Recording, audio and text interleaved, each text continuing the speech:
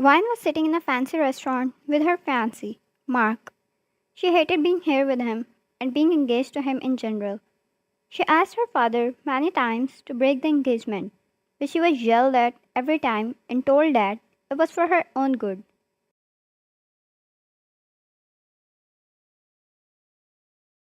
She knew better than to believe that. She suspected her dad had dealing with Mark in secret. Mark was an influential man in the mafia. He owned connections and a huge part of the underground world. He was arrogant, rude, manipulative, and violent. Vine hated every moment she spent with him.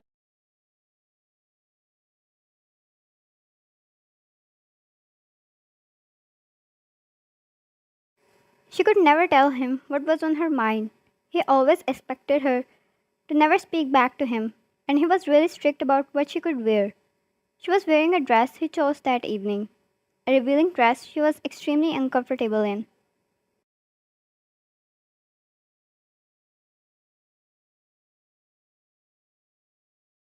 Mark, once we are done here, you're coming with me to hotel. Vine was taken aback. He had never asked her for that before. She shivered, thinking what he'd do to her if they were alone.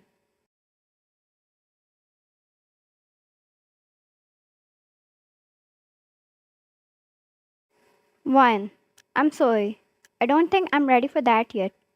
She looked at his expression, and sure enough, he was furious. Mark, you don't get to decide if you're ready or not. You do as I say. Or do you want me to call your dear father? Vine was terrified, being born in a kind of family where men dominated. Women had no say in there. They had no rights to speak or choose for themselves. Vine, I'm really sorry. She didn't want to do this, but she didn't have any other choice. Vine, we can go if that's what please you.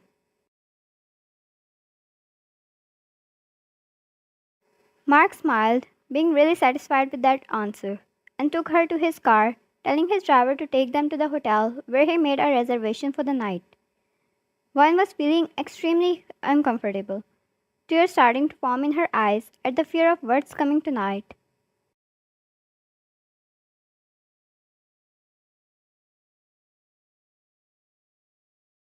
She felt him touching her thigh, and when she looked, he was grinning at her. It made her shiver. She hated everything about this. She didn't want to go with him. She wanted to go back home. She felt him getting closer to her, and his smell disgusted her. Soon enough, she felt one of his hands wrapped around her. She couldn't take it anymore and pushed him, then moved further away from him as her body shook with fear and disgust.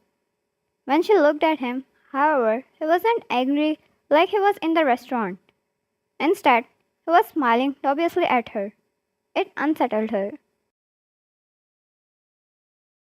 Mark, you will regret this wine. I'll make sure of it, he said, smiling. Wine, I'm sorry. Please don't hurt my dad. She was fighting back tears. Mark, your father will be fine. He paid me a lot to have you tonight. He chuckled. She frowned, more of shock to hear that. She knew that kind of family she was born in. But do they now sell their daughters to rich snobs?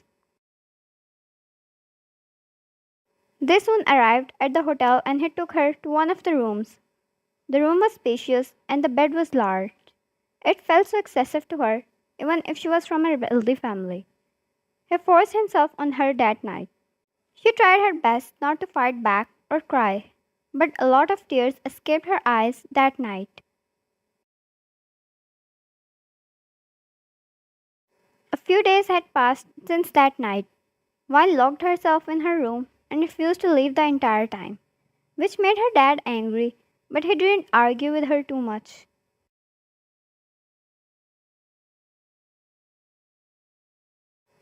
She was lying on her bed looking at the old pictures on her phone. She noticed that she took less and less pictures as years passed. She kept scrolling down until she reached pictures she took as a teenager.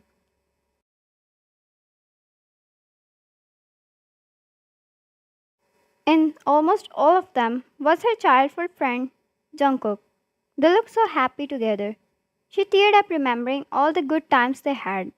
Jungkook was also a part of the mafia, which was why they attended the same school.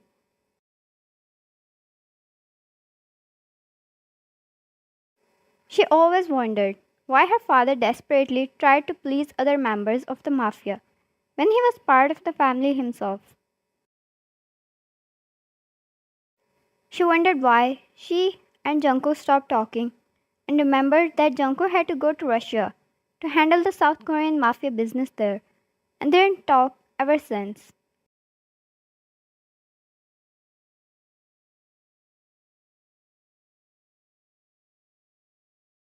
She was deep in thought when she got a message from her fiancé. He was asking her to go out with him tonight too. But after what happened last time, she wanted to make any excuse to not go with him.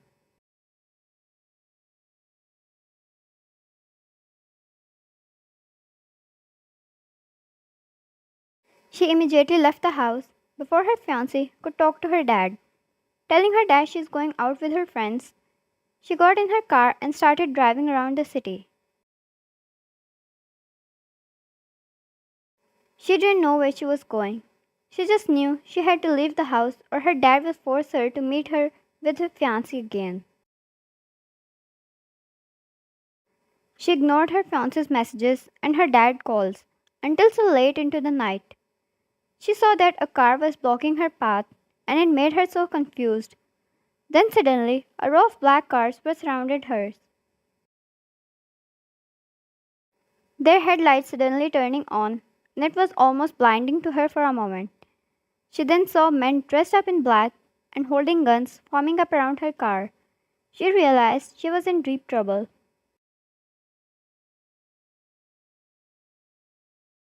Man, step out of the car. You're in our territory, he said and pointed his gun at her. She was terrified, her hands shaking violently. As she raised them, surrendering, indicating that she meant no harm. Why? Escaping one trouble had to get her into a bigger one. Wine. I mean no harm. I'm sorry. I didn't know it was your territory. I'll leave. Tears welled up in her eyes and a cry escaped her lips when none of them seemed to buy her innocence. Man, we'll see if you're a spy or not. For now, you're coming with us. He stepped forward, but she screamed and stepped back. The flashback of Mark touching her forcefully appeared in front of her, and suddenly she wanted to throw out.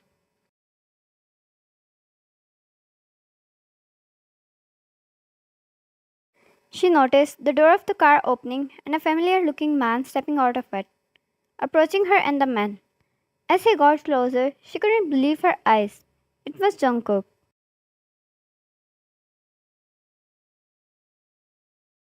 Wine. Jungkook? She took a second and her eyes widened up as she rushed to him and hugged him tightly. He raised his hand as a sign to his men to put their guns down. Jungkook, it's okay. I got you. No one is going to hurt you at my watch. Wine. I don't want to stay here. I don't want to stay here. She cried as she repeated over and over again. Jungkook wondered what was making her so scared. He wrapped his arm around her and helped her sit in the car while she kept holding him tightly. Jungkook, what is happening, Wine? Wine, I just got so scared because of all those men and guns. Jungkook, no, that's not it. He held her cheeks and made her look up at him. And sworn in those eyes, he saw the fear that sent shivers down his spine. They were so dull, she looked so weak, and as if she lost all of her colors.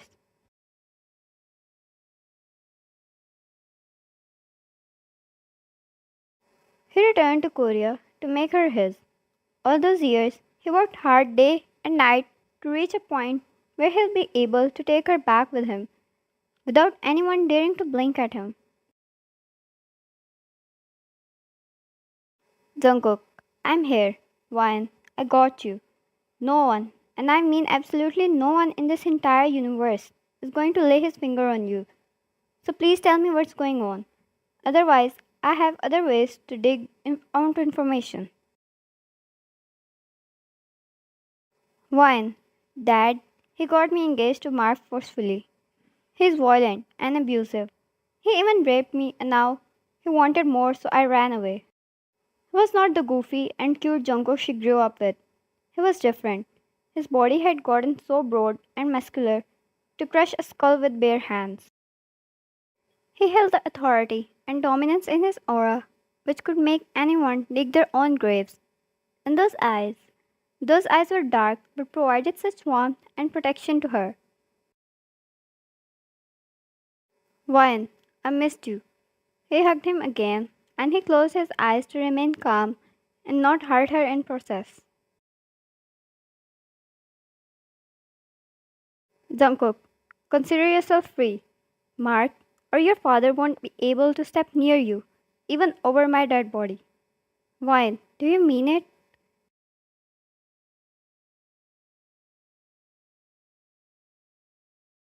Jungkook, I came back here with only one purpose. That is to make you mine. What was it that she felt? Her heartbeat got high, and instead of fear like she felt with Mark, she felt protected. Something she wanted to be true instead of just being said in a few words.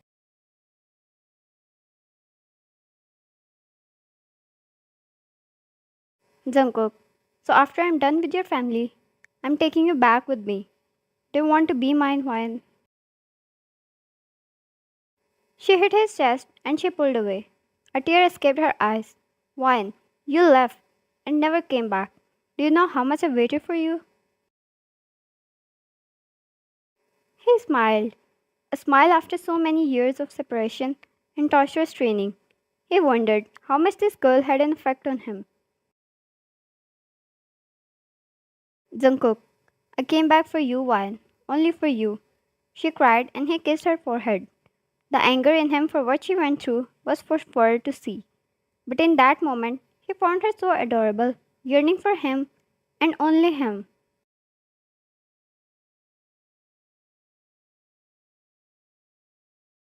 He kissed her forehead and wiped her tears. She noticed that he was driving in her direction of the home. Once they reached there, inside, she saw her dad and her fiancé waiting for her with a furious look on their faces.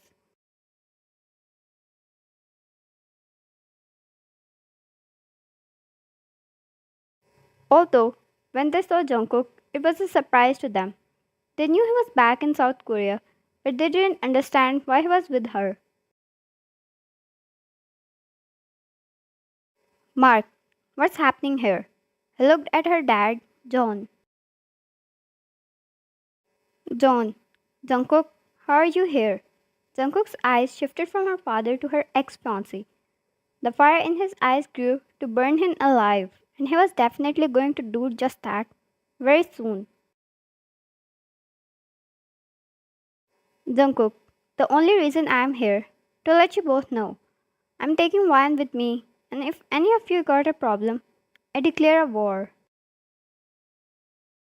Mark owned South Korea. He was in a position where everyone feared him, included John. But Jungkook, he owned Russia and Korea. Mark knew so well he stood no chance before him.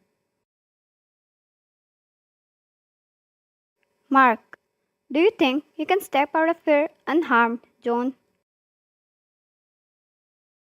Jungkook, whatever you have up your sleeve, do it fast. I'm a busy man, Mark. He tilted his head. None of the men pointed their guns at him, since Jungkook's men took care of everything silently. No one moved, and it only brought a more smirk on his face. Jungkook, let's go. Taking her hand, he stepped out of there as unharmed as he stepped inside an enemy's territory. Jungkook, you're mine to keep.